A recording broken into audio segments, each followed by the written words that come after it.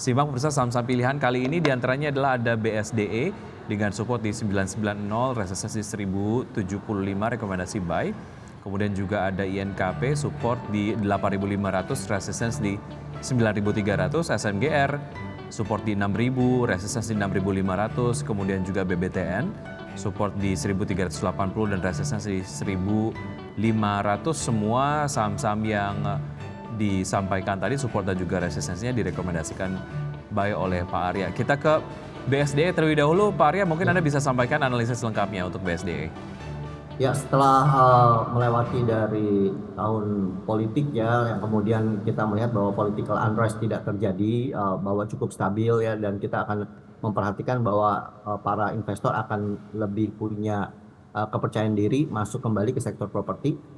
Salah satu yang cukup baik saat ini ya, dan land banknya cukup besar dan cukup murah, maka kita rekomendasikan BSDE bisa menjadikan salah satu pilihan investasi dan bisa dilakukan buy on weakness. Kita bisa melihat bahwa pada saat ada pelemahan di kisaran area-area support di 990 itu bisa dilakukan akumulasi beli, dan kemudian pada saat terjadi penguatan di kisaran 1000 sampai 1100 itu bisa dilakukan profit taking ya, tapi tetap memang masih cukup murah. Bagi yang ingin hold jangka panjang juga direkomendasikan bisa memilih BSD sebagai emiten di sektor properti.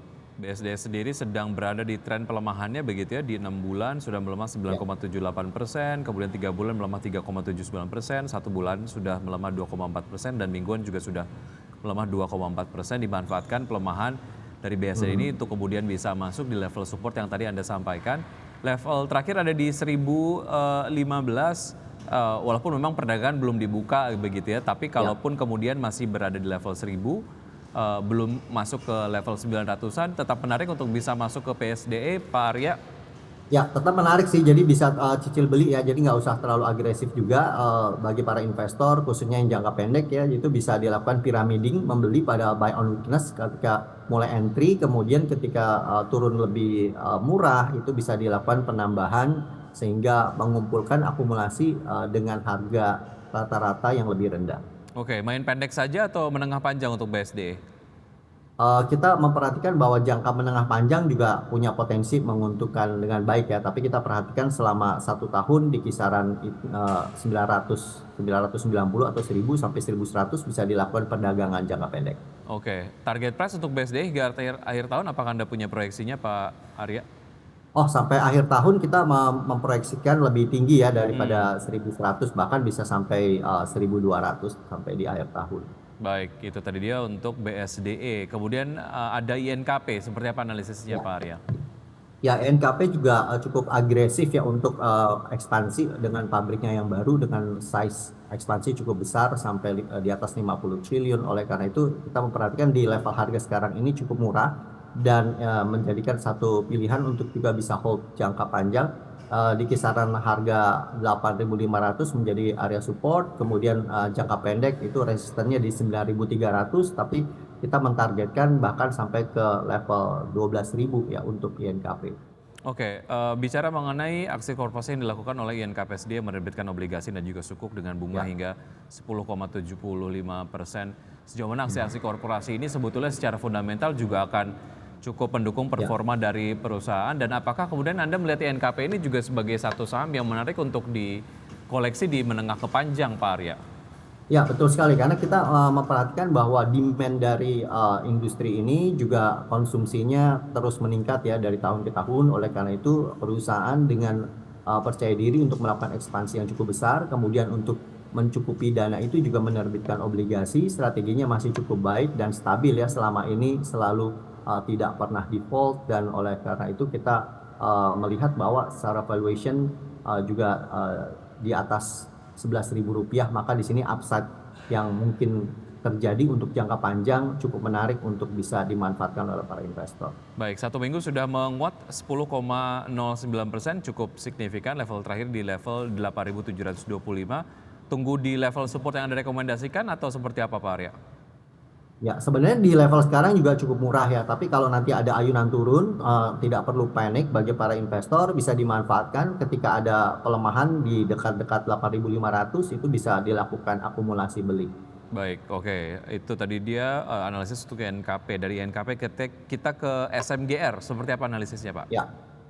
Ya, SMGR ini juga cukup menarik ya, Semen Indonesia, karena setelah ini kemungkinan ada program-program infrastruktur yang juga terus akan dijalankan kembali ya secara lebih agresif dibandingkan beberapa tahun terakhir. Oleh karena itu, konsumsi dari semen juga diperkirakan meningkat dan menjadi satu sentimen yang positif juga terhadap semen Indonesia. Kita melihat bahwa boleh dikatakan selama 6 bulan terakhir harganya juga sudah berkonsolidasi ya, selalu di atas 6.000. Kalau sempat turun di bawah 6.000, kembali dengan cepat ke atas 6.000 kembali. Oleh karena itu SMGR bisa menjadi salah satu pilihan juga untuk di sektor ini ya. Kita melihat bahwa dari 6.000 sampai 6.500 ini bisa dimanfaatkan secara jangka pendek. Oke, untuk SMGR sendiri memang menyuplai untuk berbagai macam proyek infrastruktur yang ada di seluruh Indonesia, sehingga ini kemudian akan memberikan sumbangsi kepada kinerja dari perusahaan begitu ya. Level terakhir Ya, di betul. 6.075, sementara level support yang ada rekomendasikan ada di level 6.000. Tunggu saja bisa masuk ke level 6.000 dulu atau 6.075 menarik untuk bisa masuk. Di Terkoreksi level nampaknya sekarang di awal pembukaan ya, hari ini. di level sekarang kelihatannya juga cukup menarik ya. Jadi oleh Ya. karena itu tidak terlalu jauh dengan level support, dilakukan cicil beli juga masih cukup menarik. Jadi nggak usah panik ketika misalnya beli di 6.075, 6.050, kalau turun sampai ke level 6.000 pun bisa dilakukan penambahan untuk mendapatkan harga yang lebih baik. Oke, kalau kita lihat secara historikal untuk saham-saham berbasis produsen semen lah ya, ketika kemudian masuk Hmm. ke tahun pemilu dan juga pemilu kemudian sudah selesai dan secara arah Hmm. kebijakan juga sudah terproyeksi lah gitu. Nah, untuk Hmm. saham-saham berbasis semen sebetulnya rekomendasinya sangat positif atau seperti apa? Anda kemudian apakah menyampaikan strong recommendation untuk saham-saham ini atau seperti apa, Pak? Ya, memang untuk semen di sektor semen itu tidak terlalu murah ya kalau kita Hmm, perhatikan bahwa secara valuation juga tidak terlalu jauh di atas harga sekarang. Oleh karena itu sementara untuk jangka pendek, jangka menengah bisa manfaatkan pergerakan upside yang terjadi, diperkirakan itu akan terjadi gelombang naik, gelombang turun juga. Jadi oleh karena itu para investor juga jangan terlena ya, misal hold ya. terlalu lama gitu ya. Jadi pada saat penguatan bisa profit taking, nanti ada pelemahan kembali bisa dilakukan akumulasi beli. Oke, bahwa ini akan menjadi sebuah sektor yang mendapatkan berkah dari pembangunan infrastruktur, tapi kemudian kalau Ya, dilihat dari valuasi harganya, jika sudah tinggi itu kemudian kembali lagi ke strategi ya, berinvestasi ataupun mungkin ke beradaan dari modal investor sendiri begitu ya. Oke, saham ya. terakhir yang direkomendasikan di pagi hari ini dari Pak Arya adalah BBTN. Seperti apa analisisnya, Pak?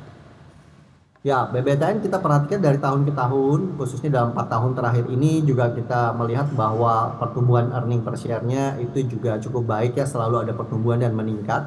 Dan kemudian kita memperhatikan relatif cukup murah di harga sekarang selalu membagikan dividen ya. Oleh karena itu setelah kondisi lebih stabil, diperkirakan bahwa perkembangan ekonomi juga membaik, daya beli dari masyarakat juga akan meningkat dan kemungkinan NPL-nya, non-performing loan-nya akan lebih terkendali.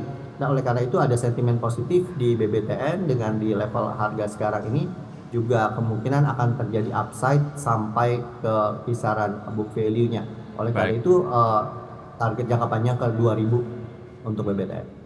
Baik, kita akan ke update opening market terlebih dahulu. Itu tadi saham-saham yang direkomendasikan ada BSD, INKP, SMGR, dan juga BBTN.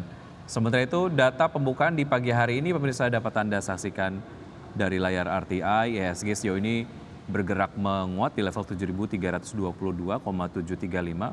Sejauh ini menguat 0,09%, sempat dibuka di level 7.315,838, menyentuh level tertinggi di level 7.327,971 dan level terendahnya adalah di level 7.312,664.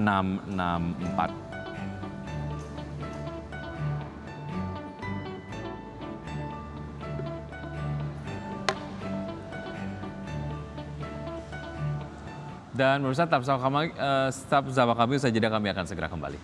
Terima kasih Anda masih bergabung bersama kami dan saya masih berbincang bersama Bapak Arya Santoso, Presiden Direktur CSC Institute. Tadi salah satu saham yang direkomendasikan pagi hari ini dari sektor perbankan ada BBTN. Kalau secara valuasi dibandingkan dengan saham-saham yang kemudian diprediksi akan membagikan dividen di bulan Maret ini. Pak Arya, menurut Anda seperti apa dan sejauh mana BBTN bisa menjadi sebuah opsi yang menarik? Karena kita memperhatikan memang masih diskon ya, jauh di bawah book value-nya untuk BBTN. Kita juga melihat bahwa ada sentimen positif bahwa daya beli masyarakat itu membaik, NPL-nya terkendali untuk BBTN, sehingga upside lanjutan dari BBTN juga akan merupakan suatu opportunity bagi para investor untuk mengejar kembali ke book value-nya di kisaran harga 2.000. Jadi sekarang diskonnya masih cukup besar ya, sehingga untuk margin of safety-nya juga menjadi satu kenyamanan bagi investor jangka panjang. Oke, secara harga murah, potensial upside-nya lebih lebar jika dibandingkan dengan saham-saham perbankan BUMN lainnya atau seperti apa?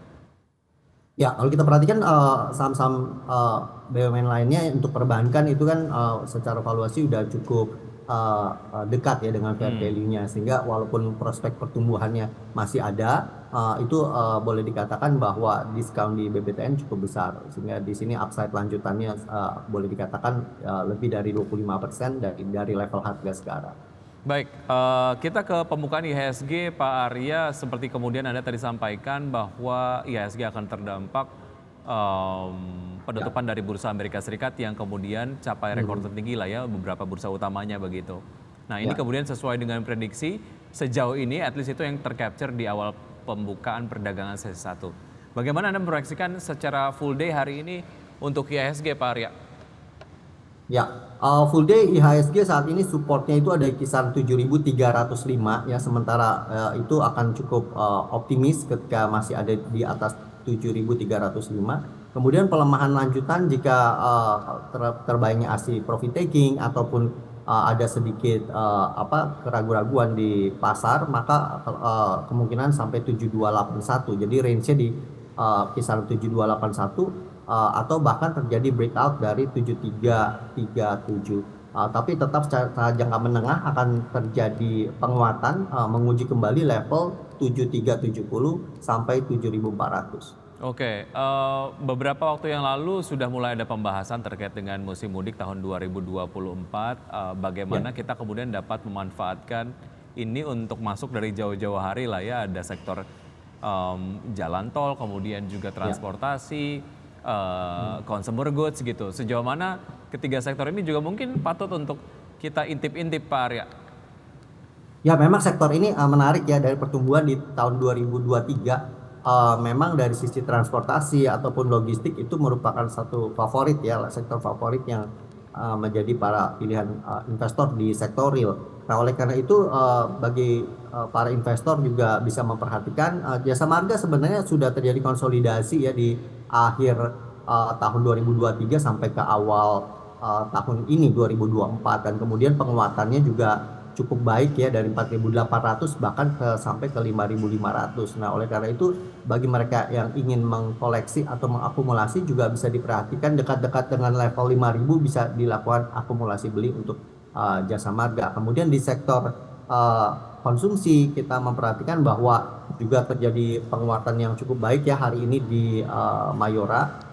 Bisa diperhatikan bahwa selama pergerakan di tahun 2024 itu terjadi akumulasi di level 2260 yang merupakan suatu level base yang terjadi sampai ke 2400. Kemungkinan akan terjadi penguatan lanjutan sampai 2550 untuk Mayora.